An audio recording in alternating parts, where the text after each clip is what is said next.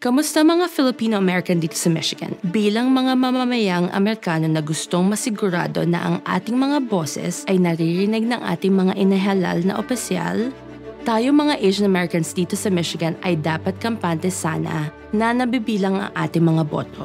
Kaya lang, malawakang kumalat ang disinformasyon tungkol sa ating mga halalan upang subukang sirain ang tiwala ng ating sistema ng halalan at para supuin ang partisipasyon ng mga botante. Ngunit sa kabila ng marami maling pag-aangkin sa maaari mong makita o marinig, magtiwala ka na ang iyong boto ay 100% ligtas, sikreto at protektado.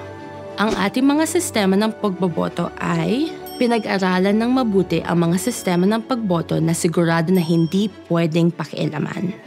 May tumpak na verification ng mga bilang ng botante at mga balota. At may mga masunsing sinanay na mga opisyal ng halalan at iba pang mga bipartisan na manggagawa sa botohan na walang tigil na nagtatrabaho. At noong 2022, ipinasa ng mga botante sa Michigan ang Proposal 2 na ginagarantiyahan ang seguridad ng bawat boto. Kasama sa Proposal 2 ang mga probisyong tulad ng mabuting pagsubaybay sa balota, pagdaragdag ng higit pang mga kahon ng balota, at pagpapalawak upang payagan ang pagboboto 9 na araw bago ang halalan upang gawing mas madali ang pagboto ng personal para sa lahat.